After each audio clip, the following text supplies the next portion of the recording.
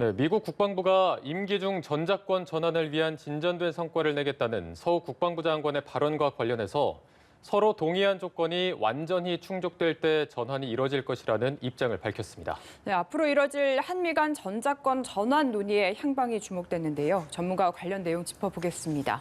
정한범 국방대 안보정책학과 교수 모셨습니다. 안녕하십니까? 안녕하십니까? 안녕하십니까? 네.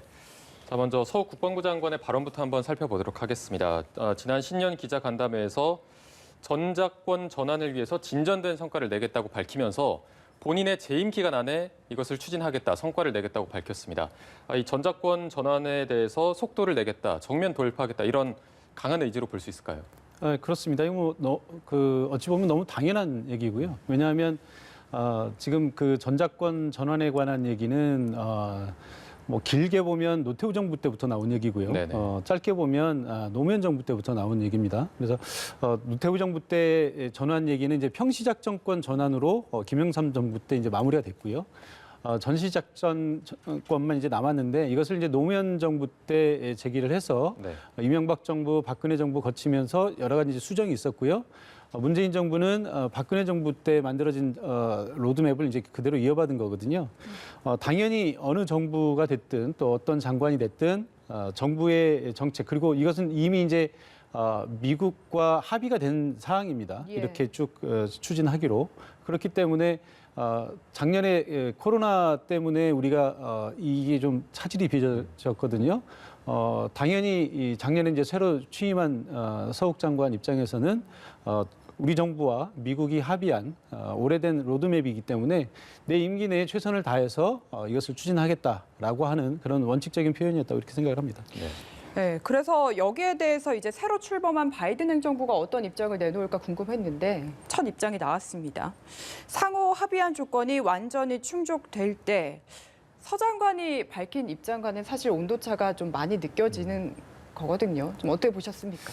글쎄요, 이게 이제 보기에 따라 다를 수는 있겠지만 저는 사실 뭐 원칙적인 면에서는 크게 다르지는 않다고 이렇게 보는데요. 뭐냐면 현재 조건에 기반한 전작권 전환이라고 하는 것은 한국과 미국 정부 사이에 이미 합의가 된 거거든요. 자, 우리 정부 입장에서는 조건에 기반한 전환이기 때문에 이제 서 장관이 밝힌 대로 최대한 그 조건을 맞춰서 빨리 추진하겠다라고 하는 것이고요. 미국 정부 입장은 조건에 기반한 것이기 때문에 그 조건이 이루어지면 이양을 하도록 하겠다라고 하는 얘기이기 때문에 사실 다른 얘기는 아닙니다. 그런데 이제 아마 이 바이든 정부 입장에서는 트럼프 정부 임기 내내 이 전작권 전환과 관련해서 뭐 얘기만 많았지 좀 별로 진전된 게 없었기 때문에 아마 지금 당장 뭔가를 한다기보다 조금 이제 취임을 했기 때문에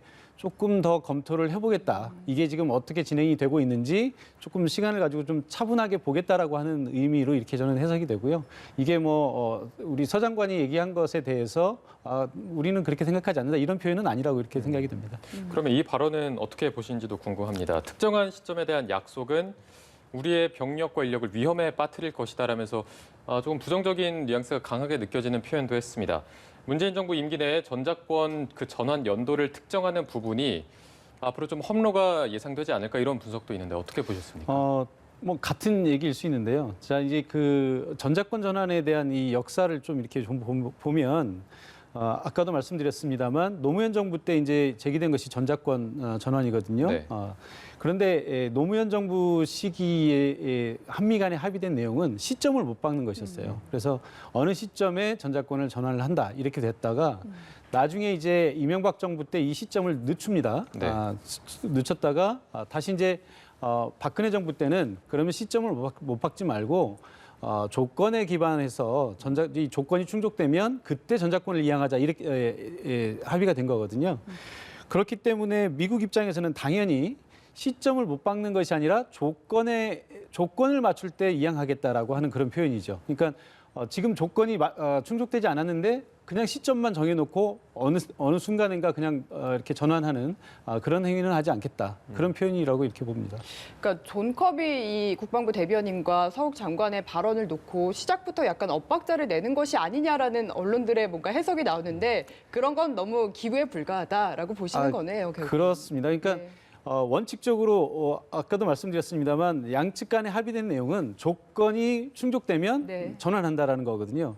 그래서 우리 정부 입장은 그 조건을 최대한 빨리 충족시켜서 전환하겠다라는 것이고 미국은 그 조건이 전환되면 넘겨주겠다라는 겁니다. 그러니까 그 조건이 충족되지 않으면 당연히 넘겨주기는 좀 어렵지 않느냐. 예. 그렇기 때문에 조건과 상관없이 그냥 시기만 못 박아서 어느 순간에 넘어가는 걸로 이렇게 얘기하기는 좀 부담스럽다. 이런 얘기인 거죠. 그러니까 네. 그 조건이 충족되는 상황이 오게 되면 한국 정부든 미국 정부든 뭐 큰 무리 없이 전작권 전환이 이루어질 수 있지 않을까 이렇게 생각이 됩니다. 네, 다만 알겠습니다. 이게 이제 지금 현재 논란이 되고 있는 것은 우리가 이 전작권 전환과 관련해서 미국과 로드맵을 정해놓은 게 있는데 그게 이제 일반 국민들께서는 좀 알아듣기 좀 어려우시겠지만 뭐 IOC, FOC, FMC 해가지고 1단계, 2단계, 3단계 이렇게 검증 절차를 만들어 놨습니다. 근데 1단계 검증 절차는 2019년에 이미 완료가 됐어요. 그래서 이제 2단계 검증 절차를 작년에 2020년에 한미연합훈련을 통해서 했어야 되는데 네. 코로나 때문에 이 훈련을 하질 못했거든요. 그래서 지금 이제 그 문제가 사실은 가장 크게 걸려 있는 문제입니다. 그래서 지금 이 2단계, 3단계 검증 절차를 어떻게 할 것이냐 이것 때문에 지금 진척이 되고 있는 것이 진척이 안 되고 있는 것이지 뭐 미국이 우리에게 넘겨주기 싫어서 일부러 질질 끌고 있다든가 우리의 능력이 안 돼서 이것을 못 하고 있다든가 이런 개념은 아닙니다. 그럼 자연스럽게 그 한미 연합훈련 얘기로 넘어가 보면 좋을 것 같은데 지금 한반도 정세 분수령이다라고 이야기를 많이 하고 있고 이제 한 달이 앞으로 다가왔습니다. 근데 북한이 8차 당대회에서 한미 연합훈련 중단을 또 요구를 했기 때문에 이 한미 연합훈련 축소가 한반도 평화 프로세스와 또 맞물려 있어서 전시작전권 문제는 또 어떻게 해야 될지 그리고 대북 문제와도 연계돼서 어떻게 좀 대응을 해야 된다고 보시는지 견해가 궁금합니다. 예, 사실 이게 우리 외교가 당면에 있는 가장 큰 문제점 중에 하나인데 이게 딜레마죠. 그러니까 미국은 전작권 전환을 위해서 한미 연합훈련을 거쳐서 검증을 해야 된다라고 하는 입장이고요. 북한은 그 신뢰 구축을 위해서 남북 간에 또 북미 간에 한반도에서 전쟁이 없을 거다라고 하는 신뢰 구축을 위해서 북한도 해야 되지만 남한이나 미국도 연합훈련을 어쨌든 이제 북한 입장에서는 그것을 이제 전쟁 연습이라고 이렇게 표현을 하는 거기 때문에 자신들을 상대로 하는 전쟁 연습을 하지 말아야 우리도 신뢰 구축을 할 수 있지 않겠느냐 이런 입장이거든요. 그래서 올해 초에 있었던 8차 당대회 총화 보고에서도 김정은 위원장이 이제 이런 김정은 위원장의 뜻이 이렇게 이제 나와 있거든요. 한미 연합 훈련을 올해 이제 하지 말아야 된다 이런 얘기를 했는데 사실 우리 입장에서는 한미 동맹이 있는데 연합 훈련을 안 할 수는 없는 거거든요. 그리고 또 그렇다고 해서 또 북한을 아주 심하게 자극하면서 일부러 과잉 대응할 필요도 없는 것이고요. 그래서 우리 이 정부 입장은 한미 연합훈련은 어떻게든 한다는 입장이고요. 다만 이제 그 훈련의 방식이 여러 가지가 있을 수 있는데요. 남북 간의 그 합의에 따라서 우리가 가능하면 이 합의의 규모를 훈련의 규모를 대규모로 하지 않고 대대 단위의 작은 단위로 나눠서 훈련을 이렇게 할 계획이고요. 또 이번에 이제 3월에 있을 훈련은 아마도 지휘소 훈련 또 그 컴퓨터 시뮬레이션을 중심으로 한 그런 훈련으로 아마 주축이 돼서 치러질 것으로 이렇게 예상이 됩니다. 네, 정리를 하면 우리 정부는 훈련은 어떻게든 하지만 조금 유연하게 뭐 방식이나 형태 변화를 통해서 추진하겠다 이런 입장인데 그렇습니다. 미 국방부는 이렇게 좀 성격이 바뀌었다고 판단을 한 것 같습니다. 성격이 바뀌거나 중단된 부분에 대해서 어떤 한미 연합훈련 자체가 대북 협상의 수단으로 좀 사용되는 것을 경계한다 이런 해석도 있거든요. 여기에 대해서는 어떻게 보십니까? 그 부분도 사실 맞는 얘기입니다. 그러니까 기본적으로 얘기하면 지금 바이든 정부는 과거 트럼프 정부에 있었던 일들에 대해서 전면적인 지금 재검토를 하고 있는 상황이거든요. 네. 자, 트럼프 대통령이 집권하고 나서 북한과 대화를 이제 시작을 하면서 북한을 상대로 어떤 신뢰 구축을 위한 측면도 있었습니다만 사실 이제 트럼프 대통령은 어떤 그 예산 절감 뭐 이런 측면에서 좀 접근한 측면도 많이 있거든요. 그래서 한미 연합 훈련이 꼭 필요하냐, 뭐 그렇게까지 할 필요가 있냐 이런 관점을 좀 가지고 있었고, 예. 그래서 이제 한미 연합 훈련이 과거에 비해서 많이 축소가 됐습니다. 이런 면에 대해서 이제 바이든 정부는 좀 우려를 표시하는 거죠. 과연 트럼프 정부의 이런 그 미국 우선주의에 입각한 그런 동맹 정책이 옳았나 이런 전면적인 재검토를 하고 있는 것이고, 그런 차원에서 한미 연합 훈련도 트럼프 정부가 이것을 한미 간의 동맹의 사안이 아닌 다른 측면에서 바라본 것이 아닌가 하는 그런 반성에서 출발한 측면이 강하다고 생각을 하고요. 다만 그렇지만 바이든 정부가 현재 와서 이 부분을 이제 유연하게 뭐 접근하느냐 안 하느냐는 조금 더 두고 봐야 될 문제고요. 어쨌든 한미 연합 훈련에 대해서 재검토를 한다고 하는 것은 북한 입장에서 보면 조금은 뭐 우려하고 있는 바가 있을 수 있다고 이렇게 생각을 합니다. 네. 네. 이런 가운데 바이든 대통령이 아시아 국가 정상 중에는 처음으로 스가 일본 총리와 정상 간의 통화를 했습니다. 아무래도 우리가 또 일본 문제는 좀 예민하다 보니까 청와대는 이제 한미 간 정상 통화가 확정되지도 않았는데 일본이 먼저 통화를 하다 보니까 이게 정상 간의 통화가 왜 이렇게 중요한 건지도 궁금하고요. 보통 이렇게 새벽에 정상 간 통화를 감행하는지도 좀 여쭙고 싶습니다. 뭐 이거 새벽에 한 것은 사실은 예. 제가 볼 때는 별 의미는 없습니다. 아, 왜냐하면 지금 정상 간의 회담을 하기 위해서는 만나야 되잖아요. 만날 수가 없잖아요. 지금 코로나 때문에 통화를 해야 됩니다. 그럼 당연히 시차가 발생할 수밖에 없죠. 한쪽이 낮이면 한쪽은 밤이어야 되고 그건 뭐 어떻게 뭐 할 수가 없는 일이고요. 그래서 그 새벽이라고 하는 건 사실 중요하진 않은데 뭐 그 아마 뭐 우리가 일본의 그 어떤 로비 능력이라든지 이런 거는 사실 좀 인정할 필요가 있습니다. 네. 그러니까 일본은 전통적으로 하여간 뭐 그 로비는 아주 철저하게 잘하는 나라거든요. 아마도 이제 어떤 절차를 통해서 이것이 성사되는지 모르겠습니다만 아마 일본은 자신들이 미국의 최고의 우방이라고 하는 최고의 동맹이라고 하는 그런 모습을 보여주기 위해서 아마 스가 총리가 접근을 했을 것 같고요. 또 지금 스가 총리가 국내 정치적으로 좀 굉장히 수세에 몰려 있습니다. 예. 지지율도 폭락한 상태고요. 그래서 일본의 우익 정치인들이 가장 잘 활용하는 것이 미국입니다. 그래서 미국과 내가 이렇게 이만큼 돈독하다라고 하는 것은 이제 과시해야 될 필요가 있었을 것 같고요. 또 하나는 이제 외교적으로도 보면 지금 일본의 위상이 동아시아에서 과거에 비해서 최근 몇 년간 굉장히 좀 낮아졌다고 이렇게 생각을 합니다. 일본이 이 동아시아 정세에서 지금 독립 변수가 된 게 거의 없거든요. 지금 미국과 중국의 싸움 가운데서 뭐 약간의 종속 변수적인 그런 모습으로 전락을 했는데 네. 이런 부분에서 좀 빨리 바이든 정부와 어떤 접촉을 통해서 일본의 좀 운신의 폭을 좀 넓혀보려고 하지 않았을까 이렇게 생각을 하고요.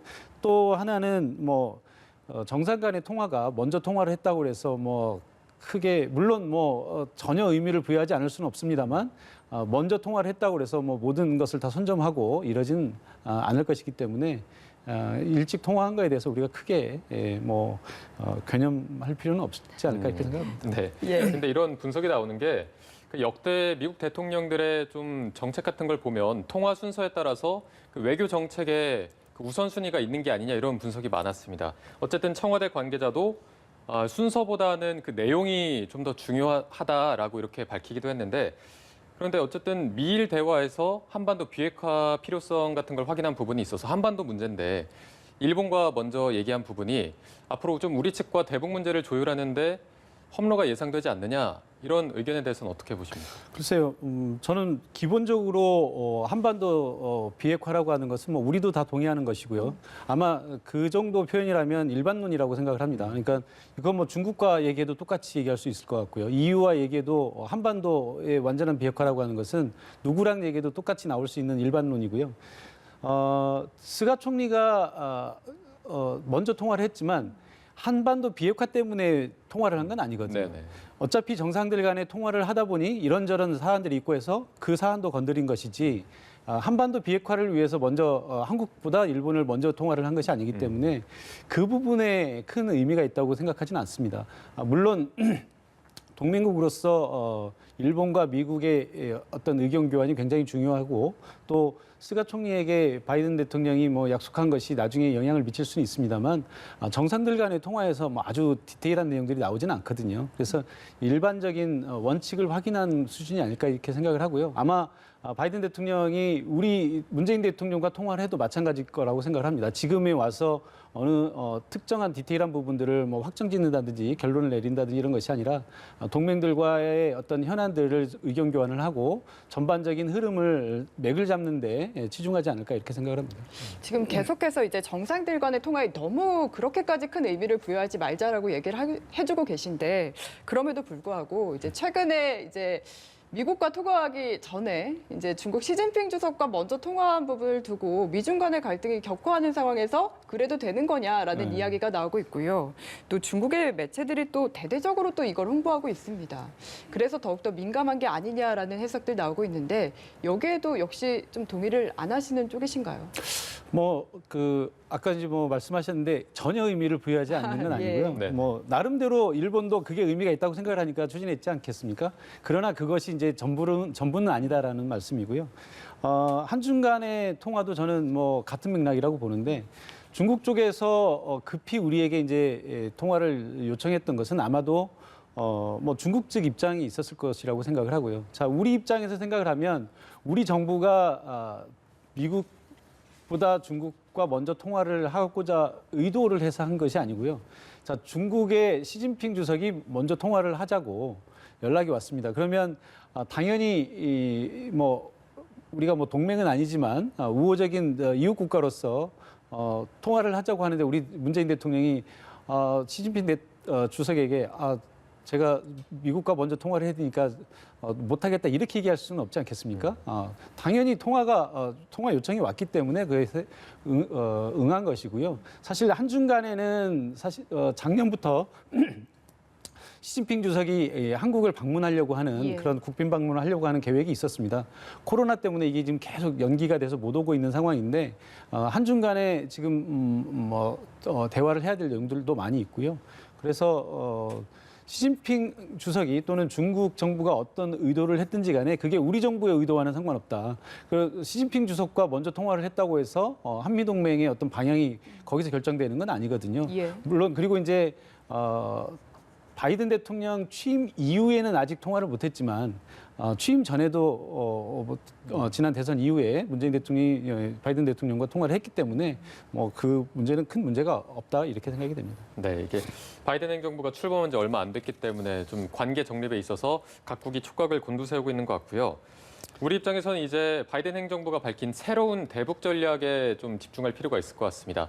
앞서 오바마 정부의 전략적 인내나 트럼프 행정부의 탑다운 방식과는 다른 좀 차별화된 전략이 나오지 않을까 지금 예상을 하고 있는데 어떤 방식이 나올지 그리고 윤곽이 잡힌다면 언제쯤 잡힌다고 예상을 할 수 있을까요? 트럼프 대통령과 바이든 대통령의 집권기에 아마도 가장 큰 차이점은 트럼프 대통령이 미국 우선주의를 내세우면서 미국이 일방적인 외교 정책, 힘에 기반한 외교 정책을 편다면 바이든 대통령은 물론 미국이 주도권을 쥐겠습니다만 동맹들과의 대화 그리고 주변국들과의 어떤 협의 과정을 거쳐서 다자 협력을 통한 그런 외교를 하는 것이 가장 큰 차이점이라고 이렇게 얘기할 수 있을 것 같습니다. 네. 그렇기 때문에 아마 바이든 정부의 기본적인 대외 전략은 다자주의가 될 것 같고요. 한반도에서도 그런 의미에서 다자적인 접근을 시도하지 않을까 이렇게 생각이 됩니다. 아까 말씀하셨던 것처럼 바이든 대통령이 스가 총리와 통화를 하면서 한반도의 비핵화에 대한 얘기를 했고요. 이것은 당연히 다자적인 협력을 하기 위해서는 한국 정부와도 대화를 해야 되지만 일본이나 호주나 또 대만이나 중국과도 다 대화를 해야 되는 것이기 때문에 아마 주변국들 정상들과 이렇게 통화를 하면서 또 회담을 하면서 지속적으로 이런 얘기는 할 겁니다. 그러니까 아마도 바이든 대통령이 이 시진핑 주석과 통화를 하든 만나든 한반도 비핵화에 대한 얘기를 할 것이고요.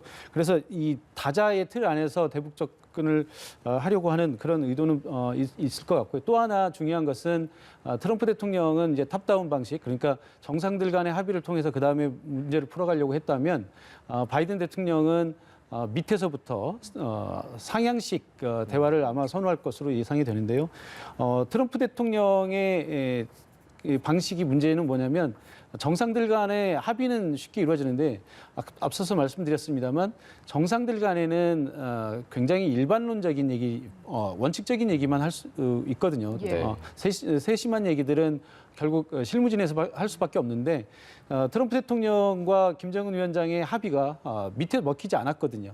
이런 문제가 있었기 때문에 바이든 집권기에는 아마도 밑에서부터 어떤 면밀한 검토를 통해서 가능한 부분과 가능하지 않은 부분들을 명확하게 구분을 하고 위로 올라가서 합의가 이루어지는 이런 방식이 되지 않을까 이렇게 생각을 합니다. 그래서 밑에서 조금 검토를 하기 위해서는 트럼프 정부보다는 조금 더 많은 시간이 필요할 것으로 예상이 되는데요. 네. 다만 그래도 희망적인 것은 뭐냐면 현재 미국의 외교 라인에 들어서 있는 핵심 인사들이 거의 대부분 오바마 정부 때 북한과의 접촉이나 이런 걸 통해서 그 경험이 있고요. 또 이란과의 핵 합의를 이끌어본 경험이 있는 사람들입니다. 그래서 그리고 이제 트럼프 정부 4년을 다 지켜봤기 때문에 우리 정부와 사전에 긴밀한 협의를 아마 할 것으로 예상이 되고요.